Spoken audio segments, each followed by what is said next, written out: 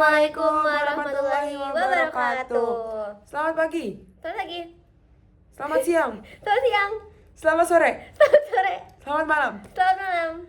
Dimanapun kalian berada, sahabat-sahabat Indonesia. kita mau memberikan pelajaran sesuatu nih ke kalian. Betul, jadi hari ini kita bakal ngejelasin tentang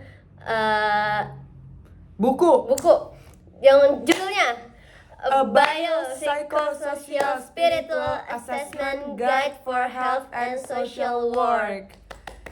Tapi sebelum itu, kenalin dulu. Nama saya Syamail dengan NPM 1703110240033, Prodi Kesos angkatan 2024. Ini perkenalkan diri, kelompok 8 ini perkenalkan diri.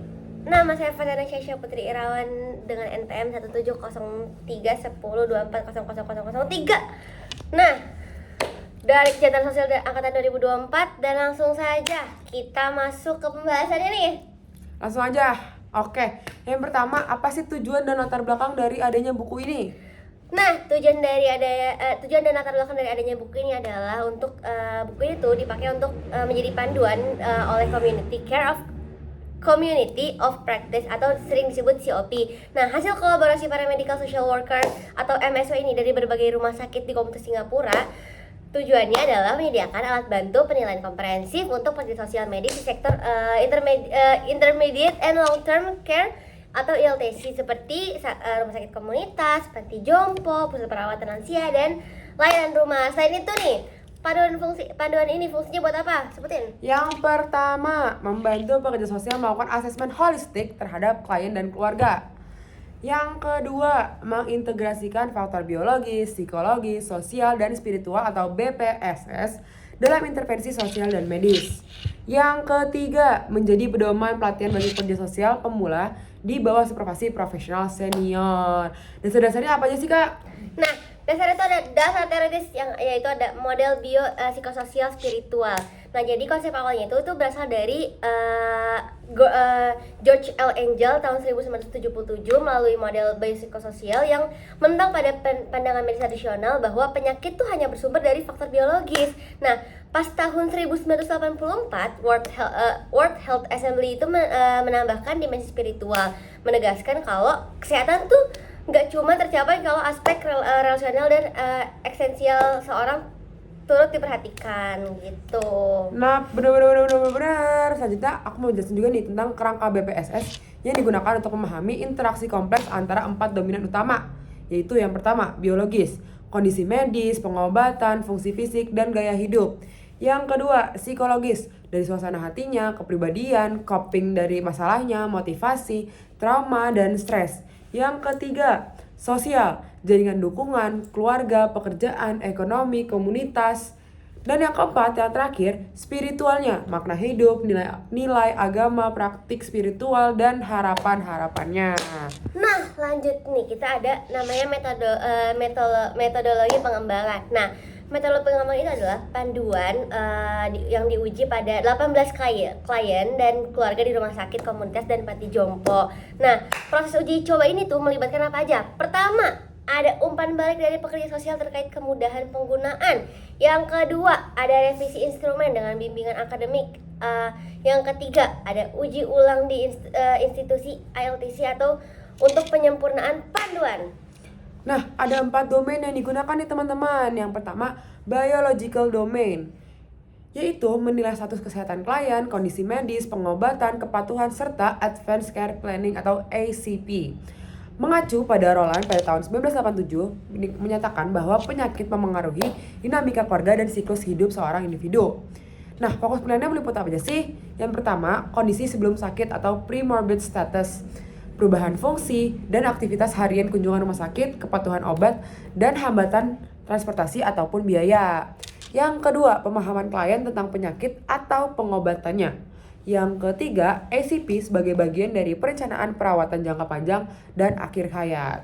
Nah, domain yang kedua ada namanya psychological domain yang sebenarnya menyoroti aspek emosional, kognitif, dan perilaku. Nah, berdasarkan penelitian dari Rokesh tahun 2019 dan studi lain, kondisi mental tuh dapat mempengaruhi fisik. Nah, komponen yang penilaian yang mencakup itu adalah pertama nih, 1.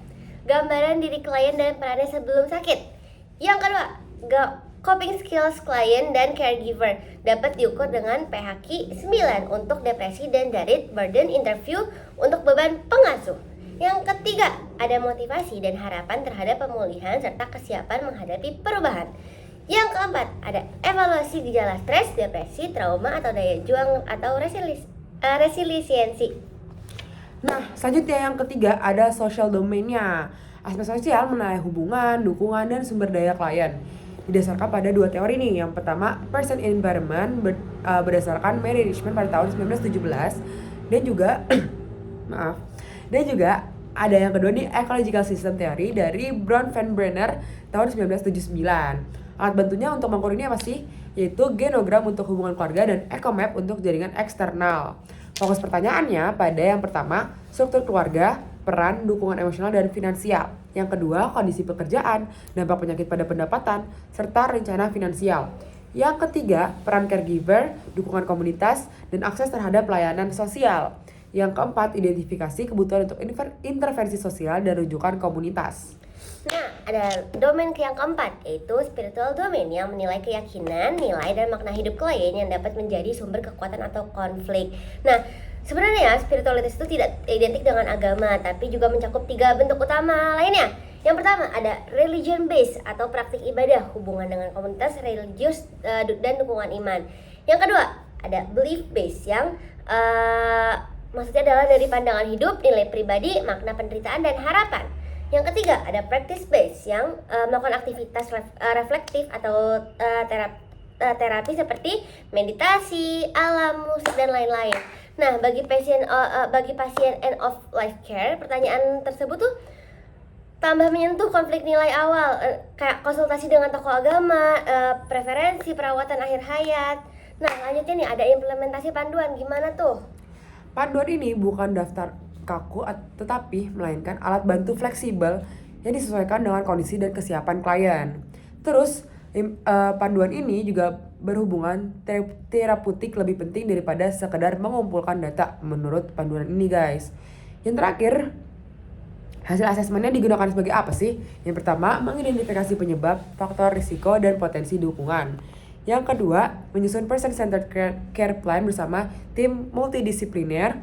Dan yang ketiga, melakukan review berkala karena kondisi klien dapat berubah seiring berjalannya waktu. Nah, selanjutnya sebenarnya ada namanya instrumen tambahan. Yang pertama ada annex dari A. Nah, yaitu adalah patient health questionnaire. Nah, jadi dia itu pertama mengukur tingkat depresi dari ringan hingga berat. Nah, skornya itu lebih dari 10 menandakan kebutuhan intervensi segera. Nah, pertanyaan ke-9 menilai ide bunuh diri dan wajib ditindaklanjuti. Selanjutnya ada Annex B atau dari Zarit Burden Interview. Yang digunakan adalah ZBI ini, guys.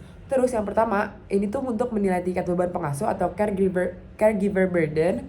Lalu yang kedua, versi pendek ada 4 item untuk screening cepat dan juga dengan skor kurang lebih dari 8 menunjukkan beban tinggi. Yang ketiga, versi lengkap atau 12 item memberikan gambaran mendalam mengenai tekanan emosional dan sosial dari caregivernya. Nah, gitu Sobat Indonesia. Kalau udah kita jelasin pasti ada apa namanya? Kesimpulan. Yap, bener banget nih. Jadi mungkin dari teman-teman tadi dengar apa yang kita sudah jelasin, mungkin setelah ini kita bakal kasih beberapa kesimpulannya. Yaitu yang pertama ada asesmen BPSS mendorong pendekatan holistik dan empatik dalam praktik pekerjaan sosial medis. Nah, yang kedua, Meng? Yang kedua adalah kualitas hubungan dan kepekaan terhadap konteks budaya adalah kunci dari keberhasilan intervensi. Yang ketiga, asesmen harus menghasilkan rencana perawatan berpusat pada individu atau person-centered care yang menonjolkan kekuatan nilai dan aspirasi dari klien. Yang terakhir, bila klien kehilangan kapasitas mental nih, keputusan harus berdasarkan kepentingan terbaik dan keinginan yang pernah dinyatakan sebelumnya sebelum mentalnya itu menurun gitu kapasitasnya. Gitu teman-teman. Jadi apakah sudah teman-teman mengerti tentang buku ini? Apa tadi bukunya? Biopsychosocial Spiritual Assessment Guide for Health and Social Work. Nah, kalau misalnya kalian udah ngerti nih, langsung aja like video ini, komen-komen ini, dan share. Indonesia. Assalamualaikum warahmatullahi wabarakatuh.